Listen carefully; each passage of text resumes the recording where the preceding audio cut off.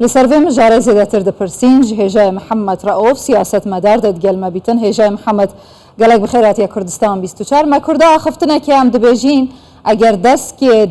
بفری دار نبید داره نابریتن ڕێککەوتن هاتاکردن بەراد حکوومەتاندا هەردوو ئالیان گوتڕێ زێڵ ڕێککەوتنێ دەگرین لێ دیار دەبێتن لە عێراقی بەبەردەوامی نەڕێز لیاسا و نەل دەستور و نەژی ڕێککەوتنا تێتەکردن هەمیشە ئەم دەبینین هەندێک لە ئانێن بچووک سەر لە ئانێن مازن دەکەون هەندێک ئەندام پەرلەمان ڕێککەوتناک و سەرۆک وەزیرên عێراقی ئیمزاکری پێشێل دکەن و ژناف دەبەن و بکەیفا دلێ خۆ هەندێک بەندان دەنویسینن هون وەکەر سیاست مەدار vê mijarê çawa dinirxînin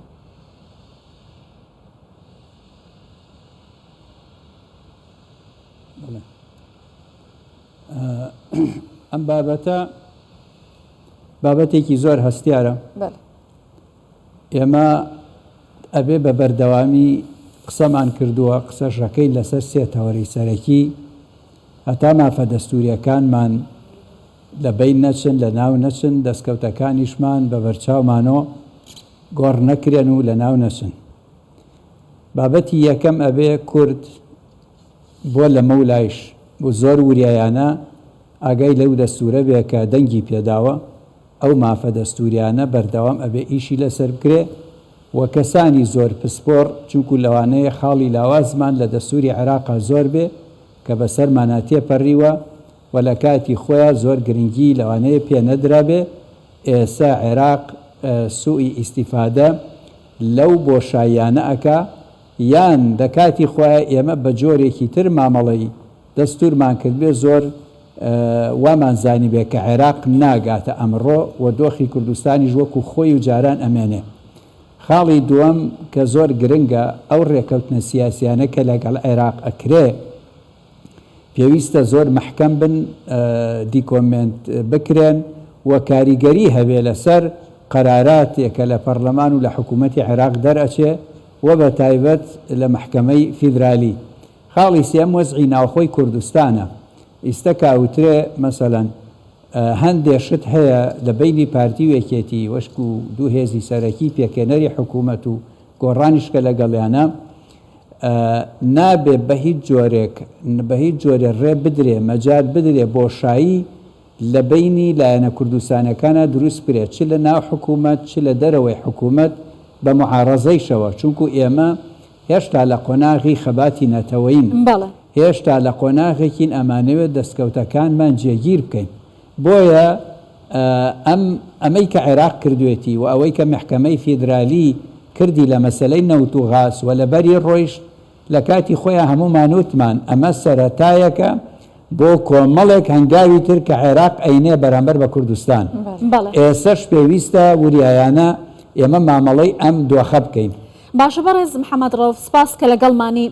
هەرمی کوردستان بەر لە ساڵی 2023 و هەروەها بەر لە دروستبوونی عراقی نوێ بوونی هەبووە و دەستی هەبووە و ڕۆڵی هەبووە لە نووسینەوەی ئەو دەستورەیە کە ئاستا عراق کاری پێ دەکات بەڵام بەرامبەر بە کوردستان پابندی نابێت نەبوونی دڵنیایی لە پرۆسی دوای بنیاتنانی عراقەوە وای کردووە تا ئێستا حکوومەتی عراق حکوومەتێکی لاواز بێت وەکو باسی لێوە دەکرێت و بکەوێتە ژێرەژمونی لایەنی دەرەکیەوە هەرێمی کوردستان چی ماوە کە نەیکات لەگەڵ حکوومەتی عراق بۆچی بەردەوام لەم کاتە هەستیارانەدا خەنجێری ژەهراوی لە پشتەوە لە کورد دەدرێت؟ بەڵێ ئەوەی کەوا پێشەوەی حکوومەتی عێراق بگۆڕێ دەوڵەتی سیستەمی پێشوو بگۆڕێ بەم وەزعی لە 2023 هاتووە کورد خاوەنی حکمی زاتیەکی خۆی بوو بە خۆی لە کە غەرب توانی شتێکی بۆ بکات لە خەتی 33 و دوایی بەچی پاداش کرا لە عێراقا لەسەر ڕەزامەندی کورد خۆی فیدرالیەتی بۆ پەسەند کرا و ئەوە تەلەوێکی کوردستانی بوو داوایەکی کوردستانی بوو جێگیر کراو لە دەستوری عێراقیە چی ماوە نەکرێ لە ڕاستیە ئەم پرسیارانە ئەم پرسیارە بەشێکی ڕوئەکاتە ناوخۆی کوردستان کە هەرگیز نەمانتوانیوە یەک ڕیز بین بە تەواوی یەک خیتابی سیاسی بین بە تەواوی یەک ڕوئیەش بین بە تەواوی ئێمە وەکو خەڵکی کوردستان نخبەی سیاسی و حیزبەکان خەڵکیش بە شێوەیەکی گشتی چەند ساڵە داوای یەک ڕیزی ئەکەین لە زمانی 50-50 و ئەڵێن با ئەم شتە کۆتایی پێبێت ئەگینا عێراق فرسەت ئەگرێ لێمان وعراق طبعا عراقي شيعي أم عراقي كإسا حكومتي بدسو دصلاة داركي بزورينا شيعي عراقا هميشه زور بيان نالم همويان خوني أو أبينا كحكومة مركزي به ولزو أيانوت أم دستورة لكاتي ناسازا نسراوة لكاتي بمعنى أوان لكاتي ضعف أوان قوتي هريما نسراوة ولكاتي غيابي سنة نسراوة بويا بشيمان لوي كوا أم دستوري كي فيدرالية وكومالو ما في بو قالي كردستان دابين كردوا أوانا بردوام لفكري أوان كدسكا لهر فرصتك دستور دسكاري بكنو ورانكاري جدي بسرابينا جابوا أما أبي كرد لتفاوضي سياسي بدبلوماسية لما فدستموريا كانيا شون أوان زوزو وإسا فيربون بنا أبن بو محكمة دستوري ومحكمة دستوري چند صالة هربوا بلام لوتي أوان إيشان بينبو إيشان بشتي ترهبو إيشان بوهبو بين لهولير حكومتيان بو دروس بكري إيشان بوهبو كرد بچينا وبجياني لانكاني شيعة وسنة وشيعة سنة لبيني خويا نابكا إيشان بكرد نبو بس لو رجعوا بيسان بمحكمة دستوري هي بنايبو أبن ومحكمة دستوري شغالة من دستوري عراق جيبجي أكم بويا أجر كرد أم كيانا دستورية ومادة دستورية كان بما في خويا زانه با جروب يكي دستور زان يا سازان يا ساناسي باش بتشي لبغا شر ما في دستورية كان بدستور بكا چونكو محكمة فيدرالي باورنا كمشتيك بلا لخارجي دستور أجر هبرياركاني محكمة فيدرالي نا دستورين با يا ساناسكاني كرد هر لأمشوا دياري بكن چو نا دستورية بەڵام بەو شێوەی کەوا بە شێوەیەک بێ تەفسیرێک هەڵ نەگرێ کە محکەمەی فیدرالی بتانێت جواب باتەوە کێشەی تریش و کۆمەڵی کێشەی تریش کە بەدەستیانەوێت تاوان بەمەوە ناوەستێ یعنی ئەمە مەسەلەی بوجەی عێراق و بەشە بوجەکەی ئێمە کە خستیانە ئەخیر هەموو شتێکی عێراقیان تەواو کرد کۆتاییان پێهێنا تەنها بەشەکەی کوردستان مابوو بەشەکەی کوردستانیشیان بە لیژنەی دارایی بەو شێوە برد کە پێیکرا بەدوای ئەمە من دڵنیام لەوەی قەناعەتم بەوە هەیە شتی تریش ماوە بیکەن و هەنگاوی تریش هەیە بینێن و هەر بە ناوی دەستوری شواکرێ بۆیە زۆر زەرورە پێشوەخت لایەنە کوردستانیەکان ئەم درزەی کە بووەتە بینیان لەوە زیاتر گەورەی نەکەن و دانوستانی سیاسی جدیتر زۆر بەپەلە لەگەڵ جەماعەتی تەنسیقەوەی کە حکوومەتی عێراقی تەشکیل کردووە هێزە شیعیەکان حیوارێکی باشتر بکرێ و حتا ئەگەر مەجال ماوە ئومەی متحیدە یا دەوڵەتانی تر لە ماوەی چەند کاتژمێرێکی ترە لە ماوەی چەند سەعاتێکی تر یا ڕۆژێکی ترە بێنە سەرخەت ئەم جارە کورد بتوانێ مافەکانی لەوە زیاتر جارێ پێشێل نەکرێ و ئەم نەزیفە کە دەستی پێکردو بیوەستێنن هەتا وەکو ئەگەینە ئیتیفاق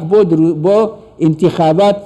و ئینتیخاباتەکە لەم ساڵا بکرێ نەکەوێتە ساڵێکی تر چونکو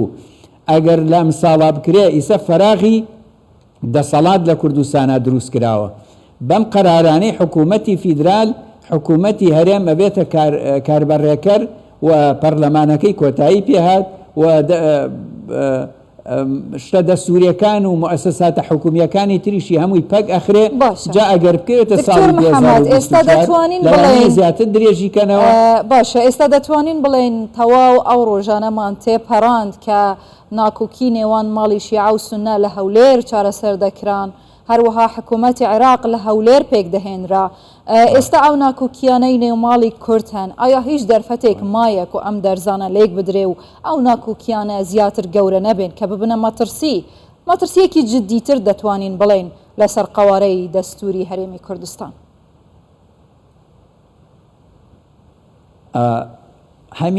هەمیشە دەرفەت هەیە چونکو من دڵنیام بەش بە حاڵی خۆم بە قەنەعەتی خۆم